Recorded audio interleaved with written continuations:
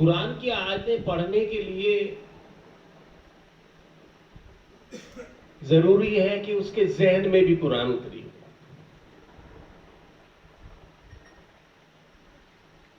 اور اس اللہ تعالیٰ سے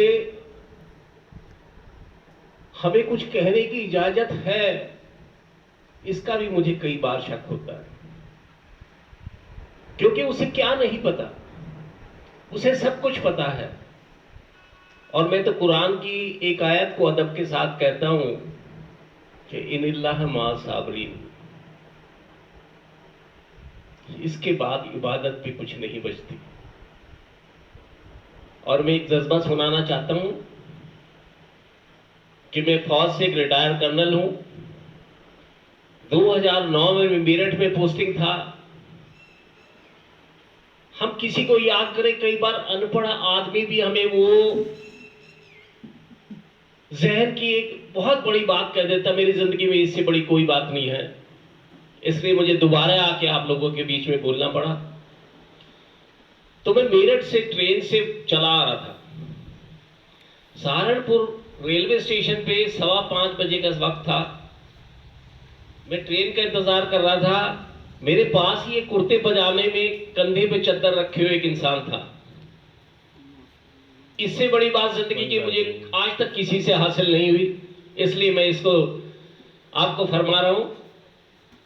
میں نے ان سے پوچھا بھائی آپ جناب کہاں جائیں گے؟ اس نے کہا کہ میں چنڈی گڑھ جاؤں گا. میں نے کہا آپ کرتا پجامہ پہنے ہیں، چادر آپ نے کندھے پہ رکھی ہے، تھیلا پکڑا ہوا ہے، آپ تو چنڈی گڑھ کے باشندے نہیں ہیں. انہوں نے فرمایا کہ جب میں 2 سال کا تھا میری ماں جو ہے دوسرا نکاح کر کے چنڈی گڑھ چلی گئی تھی. میں نے کہا بھائی یہ تو بڑے دکھ کی بات ہے. اس نے کہا جی میں غریب مزدور ہوں، بجنور کے پاس گاؤں میں رہتا ہوں. پہلے تو سمجھ نہیں تھی، پھر سمجھ آئی تو پیسے نہیں تھے. اب میرے پاس 4 بچے ہیں، اکثر بیمار رہتا ہوں. پتہ نہیں اللہ کا کب حکم آ جائے. تو میں نے سوچا کہ میں اب 3 دن سے کلیر مزار پہ عبادت کے لیے گیا تھا. میں نے کہا بہت اچھی بات ہے بھائی، آپ نے عبادت کا سلیقہ سوچا. میں نے کہا آپ نے وہاں کیا عبادت کی؟ انہوں نے کہا کہ میں نے مزار پہ عبادت کر کے یہ کہا کہ اللہ تعالیٰ میں جو کچھ کہوں اسے قبول کر لینا. میں نے کہا بہت اچھی بات ہے. ٹرین میں ہم بیٹھے ہوئے تھے. میں نے کہا ایسی کیا چیز ہے جسے آپ اللہ تعالیٰ قبول کروانا چاہتے ہو؟ اس نے کہا میری ماں جب میں 2 سال کا تھا میرا دودھ لے کے چلی گئی تھی. ہو سکتا ہے اللہ تعالیٰ اسے معاف نہ کرے اس غلطی کے لیے. تو میں اس کے پاس جا کے یہ کہتا ہوں کہ میں اپنا دودھ تجھے معاف کرتا ہوں جس سے میری ماں کو جنت مل جائے.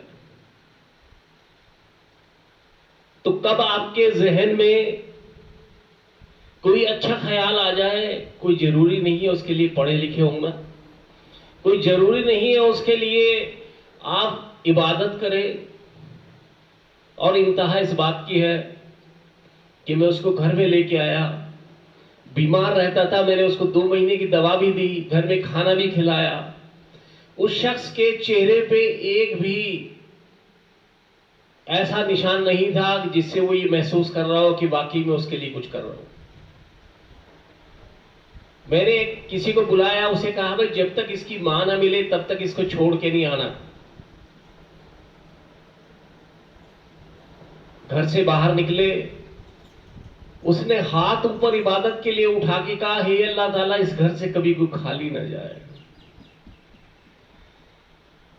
میں آج اس مدرسے کے لیے وہی دعا کرنے آیا ہوں کہ ہے اللہ تعالیٰ اس مدرسے کو نعمت بخشو، یہاں سے کوئی خالی نہ جائے. خدا حافظ.